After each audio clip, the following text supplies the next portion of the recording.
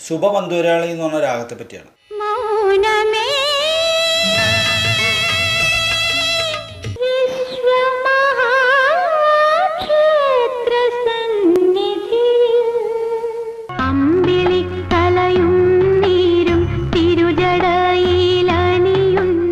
രാമകഥാഗാനലയം മംഗളമെൻ തമ്പുരു പറയൂ നിൻഹംസഗാനം പാടി അണ്ണന്റെ ഹൃദയമല്ലോ അനുജത്തി തന്നമ്പലം യമുന വെറുതെ പാടുന്നു രാമായണത്തിലെ ദുഃഖം ശാകും